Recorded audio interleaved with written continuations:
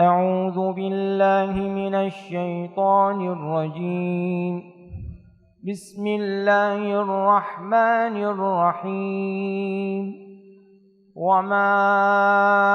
أبرئ نفسي إن النفس لأمارة بالسوء إلا ما رحم ربي إن ربي غفور رحيم. وقال الملك ائتوني به أستخلصه لنفسي فلما كلمه قال إنك اليوم لدينا مكين أمين. قال اجعلني على خزائن الأرض إني حفيظ عليم. وكذلك مكنا ليوسف في الأرض يتبوأ منها حيث يشاء نصيب برحمتنا من نشاء ولا نضيع أجر المحسنين. ولأجر الآخرة خير للذين آمنوا وكانوا يتقون. وجاء إخوة يوسف فدخلوا عليه فعرفهم وهم له منكرون. ولما جهزهم بجهازهم قال ائتوني بأخ لكم من أبيكم ألا ترون أني أوفي الكيل وأنا خير المنزلين. فإن لم تأتوني به فلا كيل لكم عندي ولا تقربون. قالوا سنراود عنه أباه وإنا لفاعلون. وقال لفتيانه اجعلوا بضاعتهم في رحالهم لعلهم يعرفونها إذا انقلبوا إلى أهلهم لعلهم يرجعون. فلما رجعوا إلى أبيهم قالوا يا أبانا منع منا الكيل فأرسل معنا أخانا نكتل وإنا له لحافظون. قال هل آمنكم عليه إلا كما أمنتكم على أخيه من قبل فالله خير حافظا وهو أرحم الراحمين. ولما فتحوا متاعهم وجدوا بضاعتهم ردت إليهم قالوا يا أبانا ما نبغي هذه بضاعتنا ردت إلينا ونمير أهلنا ونحفظ أخانا ونزداد كيل بعيد ذلك كيل يسير. قال لن أرسله معكم حتى تؤتون موثقا من الله لتأتونني به إلا أن يحاط بكم. فلما آتوه موثقهم قال الله على ما نقول وكيل. وقال يا بني لا تدخلوا من باب واحد وادخلوا من أبواب متفرقة وما أغني عنكم من الله من شيء إن الحكم إلا لله عليه توكلت وعليه فليتوكل المتوكلون ولما دخلوا من حيث أمرهم أبوهم ما كان يغني عنهم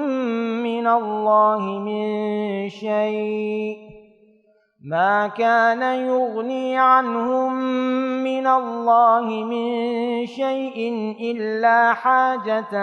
في نفس يعقوب قضاها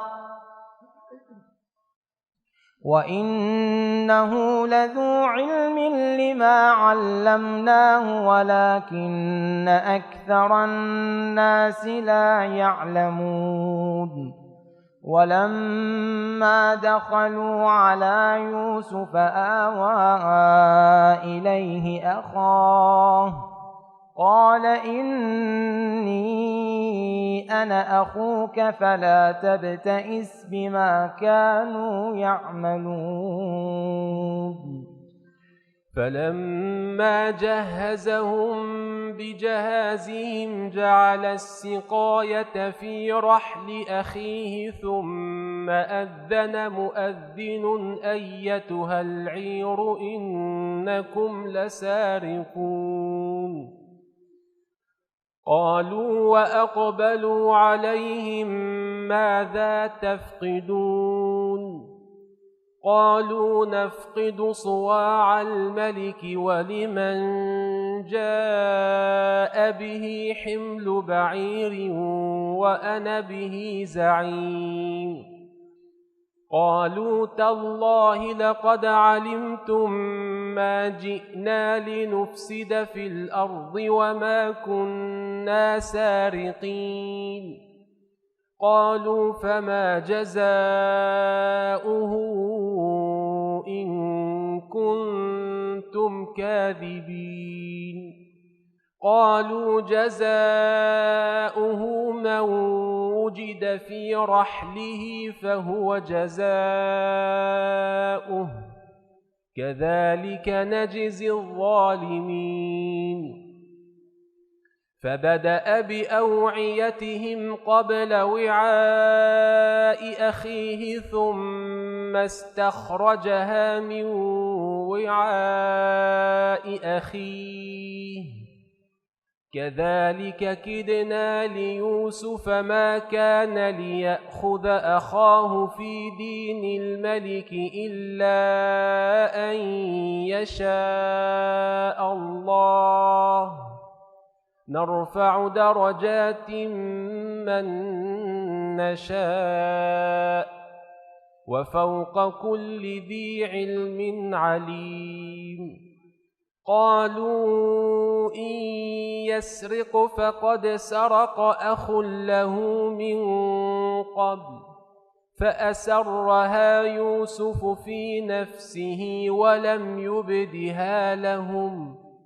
قال أنتم شر مكانا والله أعلم بما تصفون قالوا يا أيها العزيز إن له أبا شيخا كبيرا فخذ أحدنا مكانه إنا نراك من المحسنين قال معاذ الله أن نأخذ إلا من وجدنا متاعنا عنده إنا إذا لظالمون فلما استيئسوا منه خلصوا نجيا قال كبيرهم ألم تعلموا أن أباكم قد أخذ عليكم موثقا من الله ومن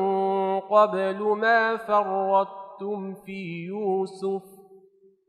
فلن أبرح الأرض حتى يأذن لي أبي أو يحكم الله لي وهو خير الحاكمين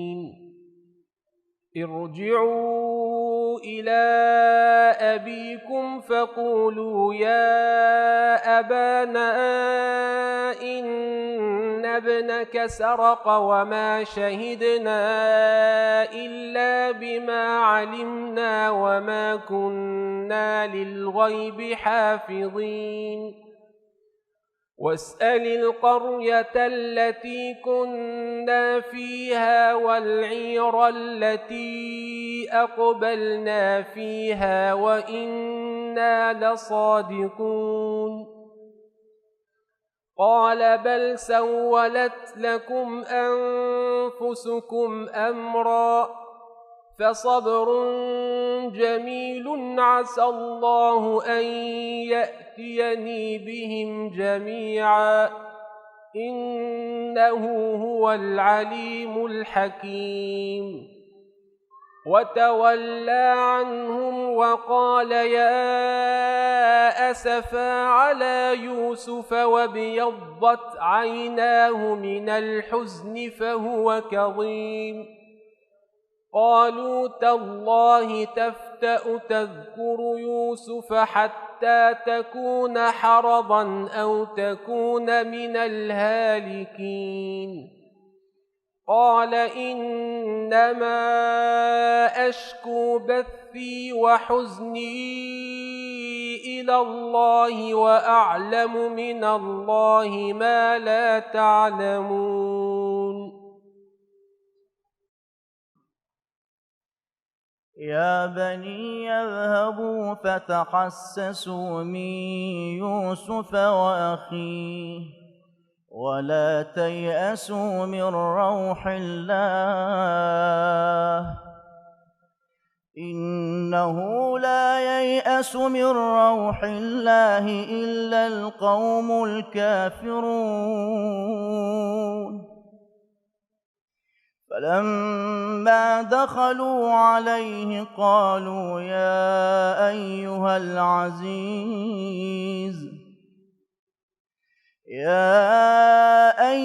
العزيز مسنا وأهلنا الضر وجئنا ببضاعة مزجاة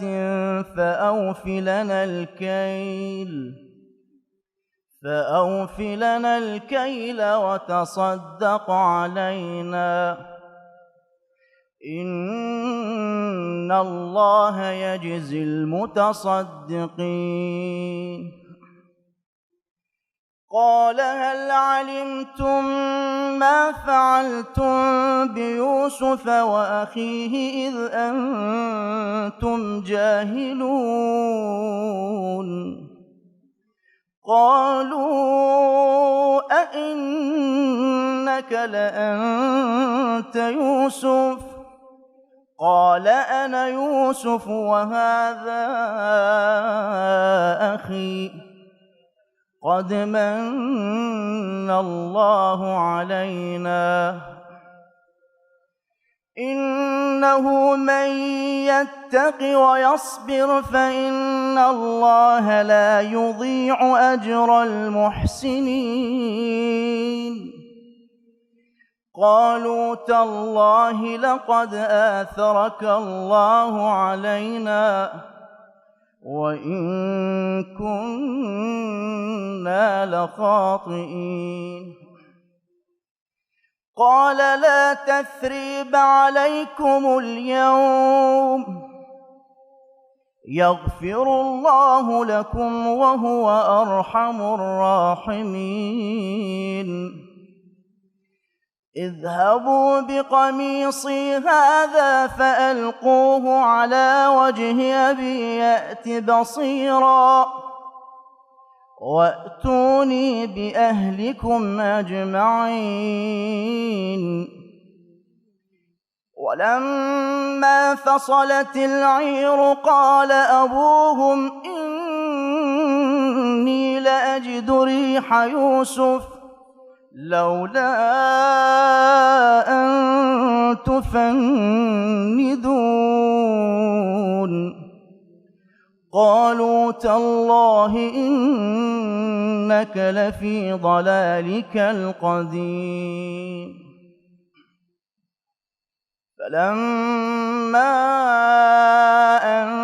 جاء البشير ألقاه على وجهه فارتد بصيرا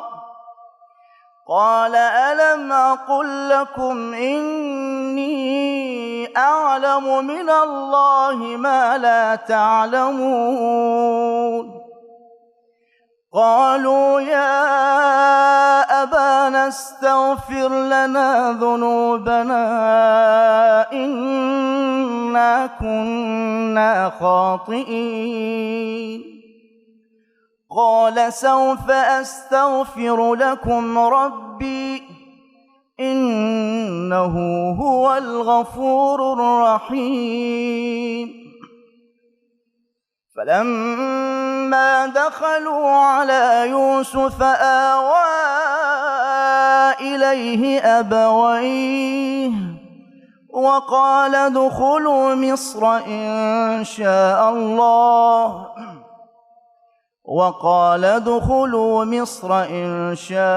الله آمنين. ورفع أبويه على العرش وخروا له سجدا وقال يا أبت هذا تأويل رؤياي من قبل قد جعلها ربي حقا وقد أحسن بي إذ أخرجني من السجن وجاء بكم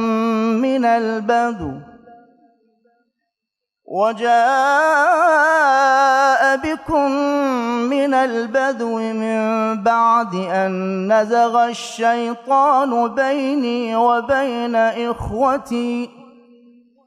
إن ربي لطيف لما يشاء إنه هو العليم الحكيم. رب قد آتيتني من الملك وعلمتني من تأويل الأحاديث فاطر السماوات والأرض أنت وليي في الدنيا والآخرة توفني مسلما وألحقني بالصالحين. ذلك من أنباء الغيب نوحيه إليك وما كنت لديهم إذ أجمعوا أمرهم وهم يمكرون. وما أكثر الناس ولو حرصت بمؤمنين. وما تسألهم عليه من أجر إن هو إلا ذكر للعالمين. وكأين من آية في السماوات والأرض يمرون عليها وهم عنها معرضون وما يؤمن أكثرهم بالله إلا وهم مشركون. أفأمنوا أن تأتيهم غاشية من عذاب الله أو تأتيهم الساعة بغتة وهم لا يشعرون. قل هذه سبيلي أدعو إلى الله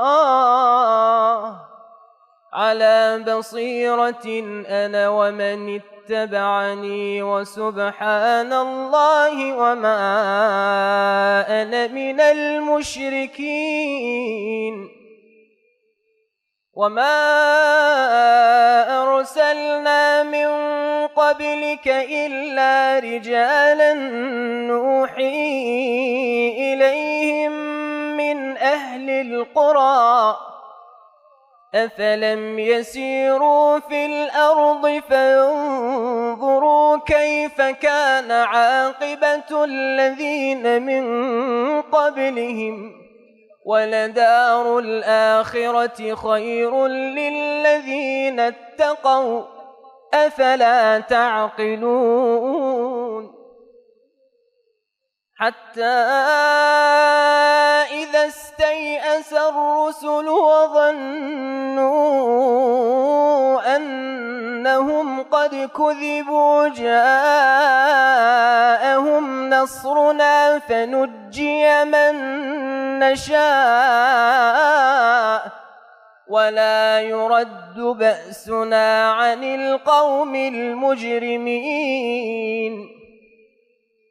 لقد كان في قصصهم عبرة لأولي الألباب ما كان حديثا يفترى ولكن تصديق الذي بين يديه وتفصيل كل شيء وهدى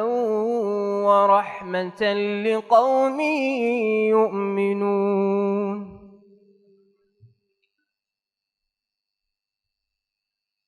بسم الله الرحمن الرحيم ألف لام ميم را تلك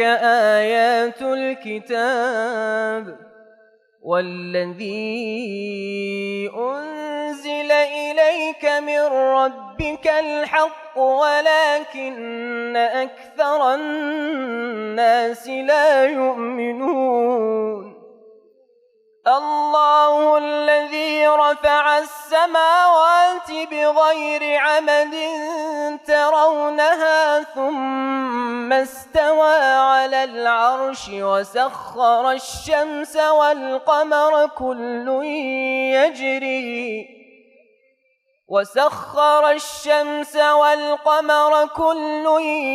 يجري لأجل مسمى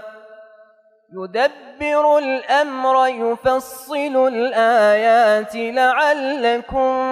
بلقاء ربكم توقنون وهو الذي مد الأرض وجعل فيها رواسي وأنهارا ومن كل الثمرات جعل فيها زوجين اثنين يغشي الليل النهار إن في ذلك لآيات لقوم يتفكرون وفي الأرض قطع متجاورات وجنات من أعناب وزرع ونخيل صنوان وغير صنوان يسقى بماء واحد ونفضل بعضها على بعض في الأكل إن في ذلك لآيات لقوم يعقلون وإن تعجب فعجب قولهم أإذا كنا ترابا أإنا لفي خلق جديد أولئك الذين كفروا بربهم وأولئك الأغلال في أعناقهم وأولئك أصحاب النار هم فيها خالدون ويستعجلونك بالسيئة قبل الحسنة وقد خلت من قبلهم المثلات وإن ربك لذو مغفرة للناس على ظلمهم وإن ربك لشديد العقاب ويقول الذين كفروا لولا أنزل عليه آية من ربه إنما أنت منذر ولكل قوم هاد الله يعلم ما تحمل كل أنثى وما تغيض الأرحام وما تزداد وكل شيء عنده بمقدار عالم الغيب والشهادة الكبير المتعال سواء منكم من أسر القول ومن جهر به ومن هو مستخف بالليل وسارب بالنهار له معقبات من بين يديه ومن خلفه يحفظونه من أمر الله إن الله لا يغير ما بقوم حتى يغيروا ما بأنفسهم وإذا أراد الله بقوم سوءا فلا مرد له وما لهم من دونه من وال هو الذي يريكم البرق خوفا وطمعا وينشئ السحاب الثقال ويسبح الرعد بحمده والملائكة من خيفته ويرسل الصواعق فيصيب بها من يشاء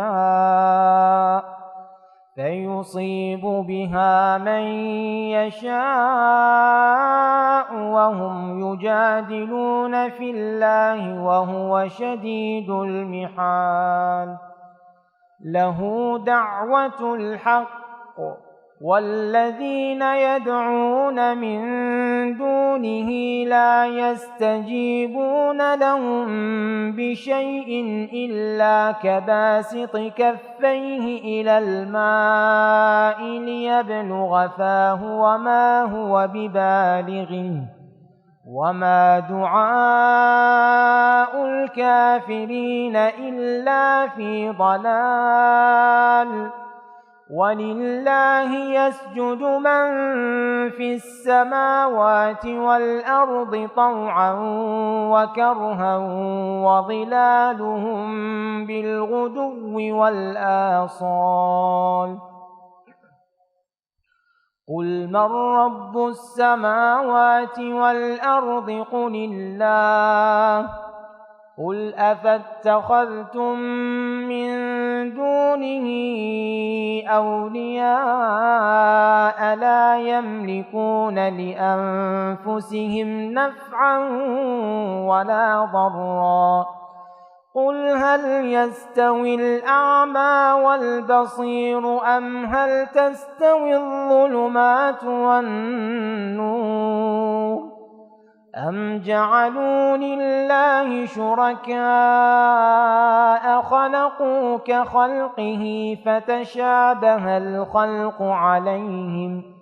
قل الله خالق كل شيء وهو الواحد القهار أنزل من السماء ماء فسالت أودية بقدرها فاحتمل السيل زبدا رابيا ومما يوقدون عليه في النار ابتغاء حلية أو متاع زبد مثله كذلك يضرب الله الحق والباطل فأما الزبد فيذهب جفاء وأما ما ينفع الناس فيمكث في الأرض كذلك يضرب الله الأمثال للذين استجابوا لربهم الحسنى والذين لم يستجيبوا له لو أن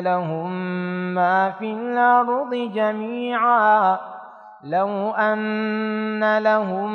ما في الأرض جميعا ومثله معه لافتدوا به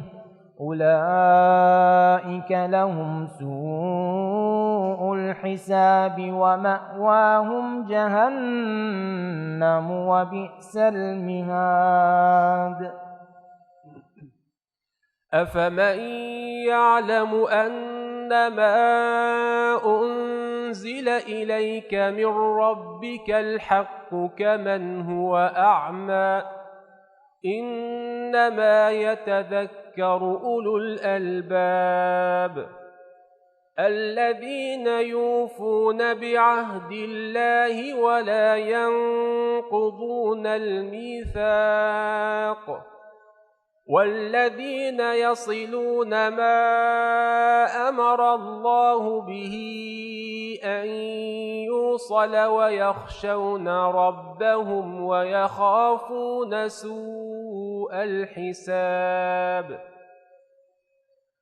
والذين صبروا ابتغاء وجه ربهم وأقاموا الصلاة وأنفقوا مما رزقناهم سرا وعلانية ويدرؤون بالحسنة السيئة أولئك لهم عقبى الدار جنات عدن يدخلونها ومن صلح من آبائهم وأزواجهم وذرياتهم والملائكة يدخلون عليهم من كل باب سلام عليكم بما صبرتم فنعم عقبى الدار والذين ينقضون عهد الله من بعد ميثاقه ويقطعون ما أمر الله به أن يوصل ويفسدون في الأرض أولئك لهم اللعنة ولهم سوء الدار الله يبسط الرزق لمن يشاء ويقدر وفرحوا بالحياة الدنيا وما الحياة الدنيا في الآخرة إلا متاع ويقول الذين كفروا لولا أنزل عليه آية من ربه قل إن الله يضل من يشاء ويهدي إليه من أناب الذين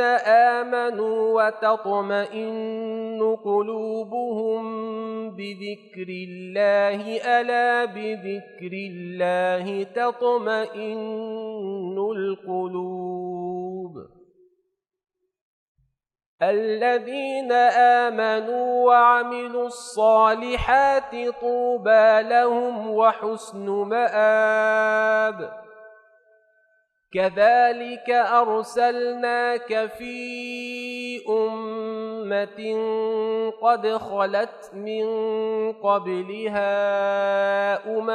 لتتلو عليهم الذي أوحينا إليك وهم يكفرون بالرحمن قل هو ربي لا إله إلا هو عليه توكلت وإليه متاب ولو أن قرآنا سيرت به الجبال أو قطعت به الأرض أو كلم به الموتى بل لله الأمر جميعا أفلم ييأس الذين آمنوا أن لو يشاء الله لهدى الناس جميعا ولا يزال الذين كفروا تصيبهم بما صنعوا قارعة أو تحل قريبا من دارهم حتى يأتي وعد الله إن الله لا يخلف الميعاد ولقد استهزئ برسل من قبلك فأمليت للذين كفروا ثم أخذتهم فكيف كان عقاب أفمن هو قائم على كل نفس بما كسبت وجعلوا لله شركاء قل سموهم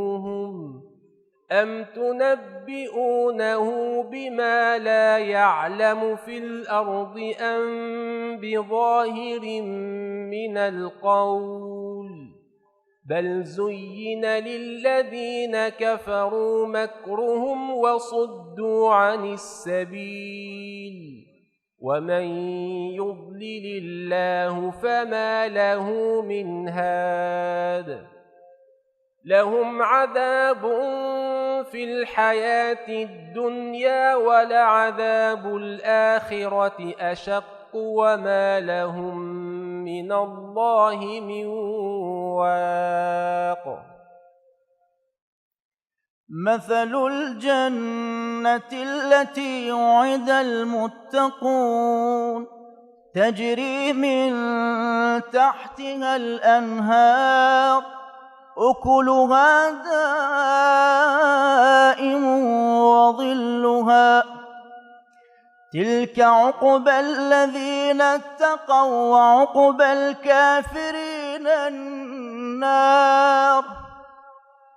والذين آتيناهم الكتاب يفرحون بما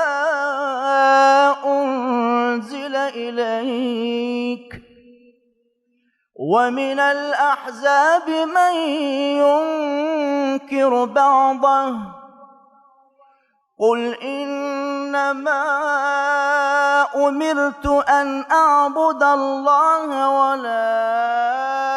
أشرك به إليه أدعو وإليه مآب وكذلك أنزلناه حكما عربيا ولئن اتبعت أهواءهم بعدما جاءك من العلم ما لك من الله من ولي ولا واق ولقد أرسلنا رسلا من قبلك وجعلنا لهم أزواجا وذرية وما كان لرسول أن يأتي بآية إلا بإذن الله لكل لأجل كتاب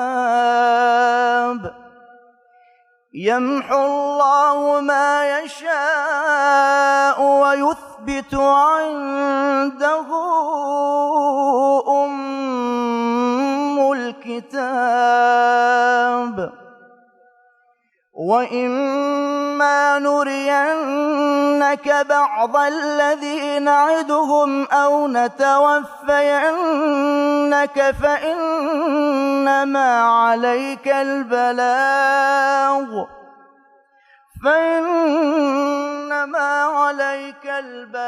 وعلينا الحساب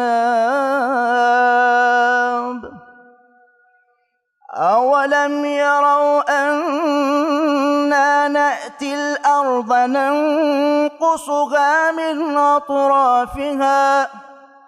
والله يحكم لا معقب لحكمه وهو سريع الحساب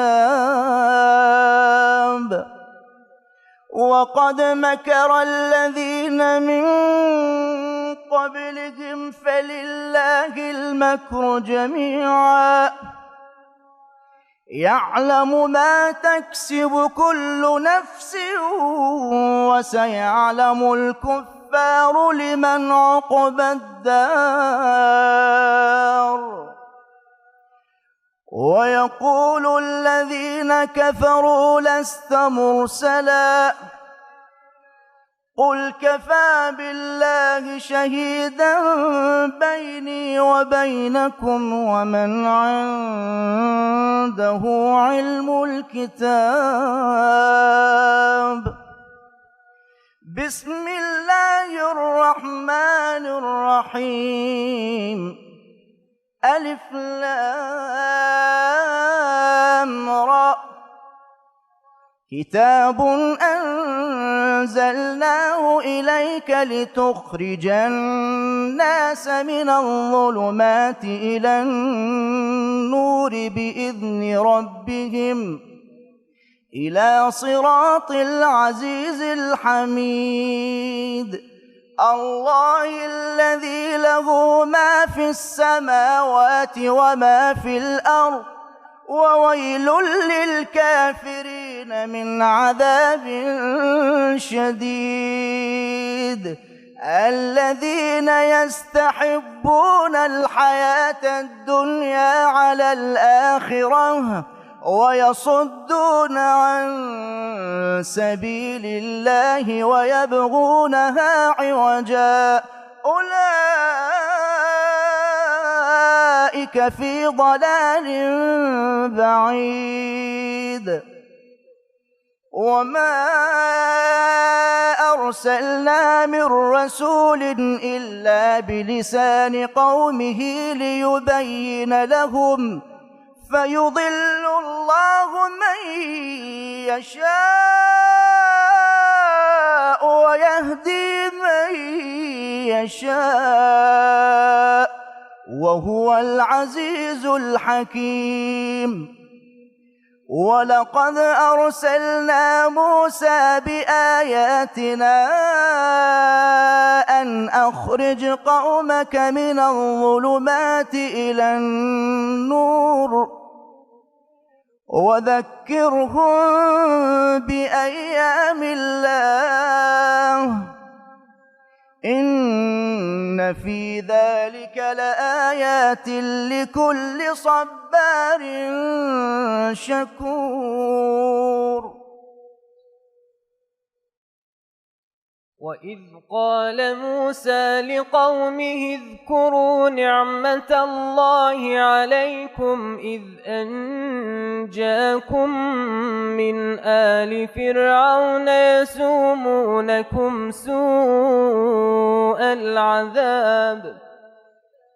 يسومونكم سوء العذاب ويذبحون أبناءكم ويستحيون نساءكم وفي ذلكم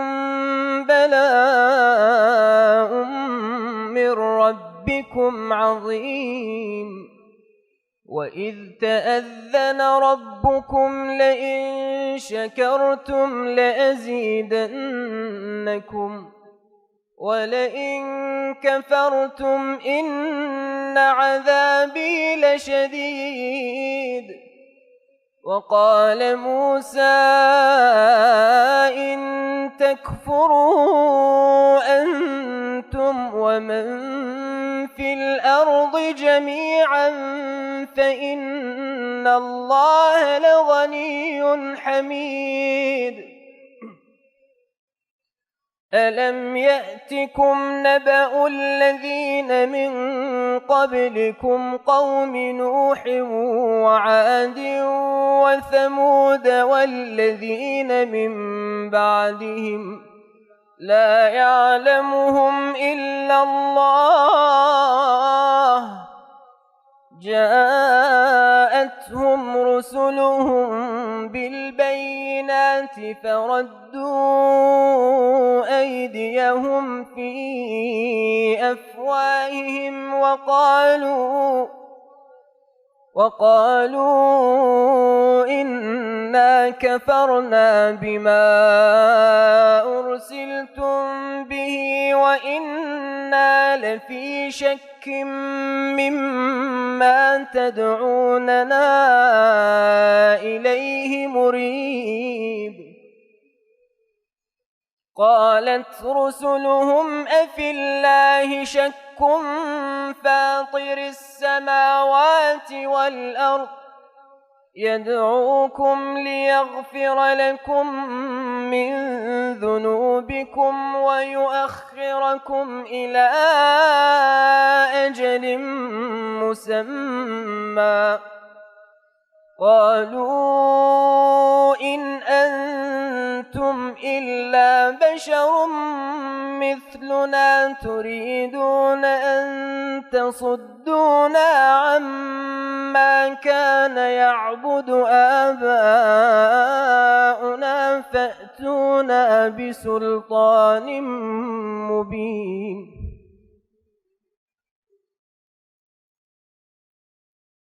قالت لهم رسلهم إن نحن إلا بشر مثلكم ولكن الله يمن على من يشاء من عباده وما كان لنا أن نأتيكم بسلطان إلا بإذن الله وعلى الله فليتوكل المؤمنون وما لنا ألا نتوكل على الله وقد هدانا سبلنا ولنصبرن على ما آذيتمونا وعلى الله فليتوكل المتوكلون وقال الذين كفروا لرسلهم لنخرجنكم من أرضنا أو لتعودن في ملتنا فأوحى إليهم ربهم لنهلكن الظالمين ولنسكننكم الأرض من بعدهم ذلك لمن خاف مقامي وخاف وعيد واستفتحوا وخاب كل جبار عنيد من ورائه جهنم ويسقى من ماء صديد يتجرعه ولا يكاد يسيغه ويأتيه الموت من كل مكان وما هو بميت ومن ورائه عذاب غليظ مثل الذين كفروا بربهم أعمالهم كرماد اشتدت به الريح في يوم عاصف لا يقدرون مما كسبوا على شيء ذلك هو الضلال البعيد. ألم تر أن الله خلق السماوات والأرض بالحق إن يشأ يذهبكم ويأت بخلق جديد وما ذلك على الله بعزيز. وبرزوا لله جميعا فقال الضعفاء للذين استكبروا إنا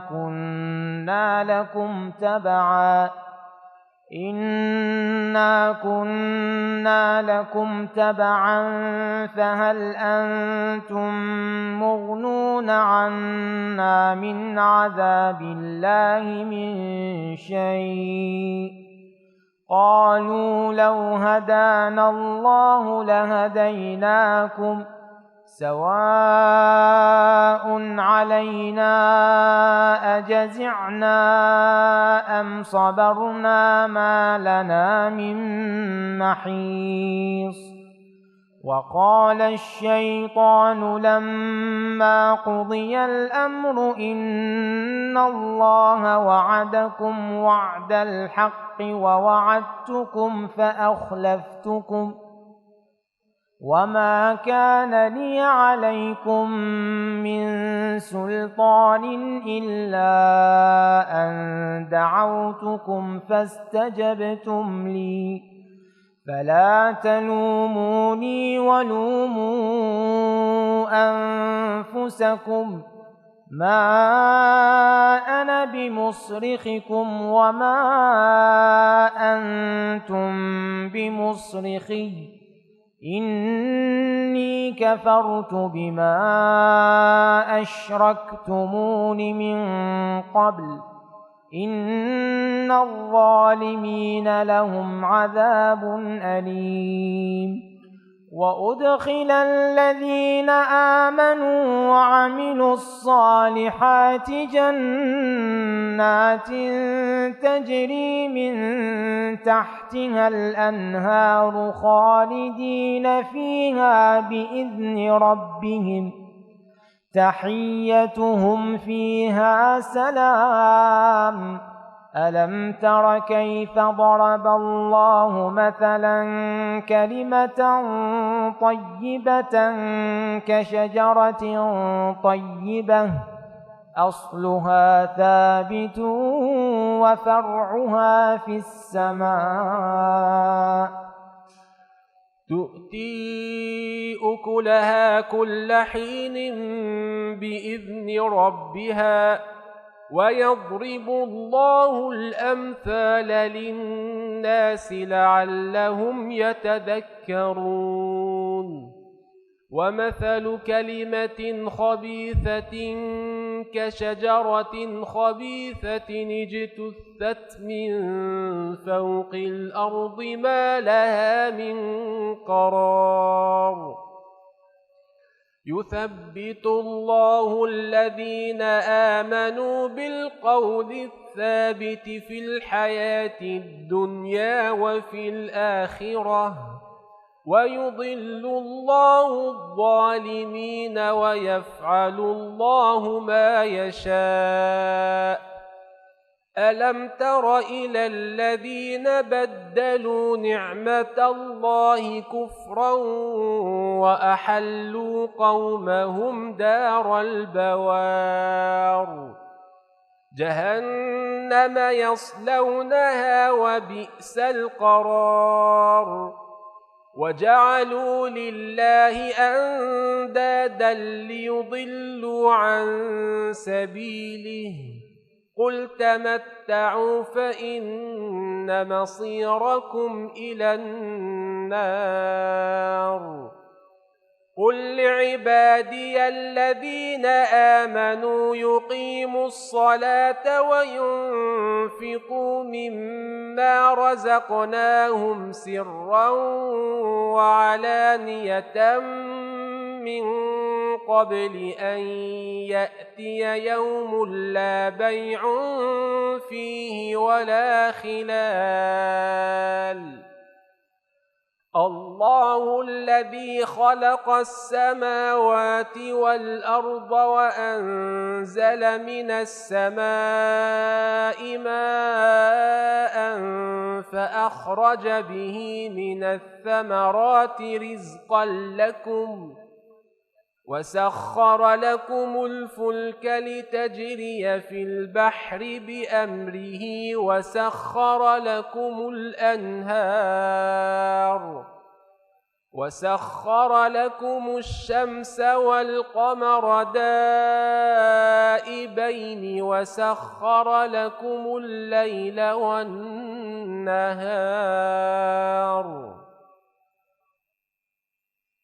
وآتاكم من كل ما سألتموه وإن تعدوا نعمة الله لا تحصوها إن الإنسان لظلوم كفار. وإذ قال إبراهيم رب اجعل هذا البلد آمنا واجنبني وبني أن نعبد الأصنام رب إنهن أضللن كثيرا من الناس فمن تبعني فإنه مني ومن عصاني فإنك غفور رحيم. ربنا إني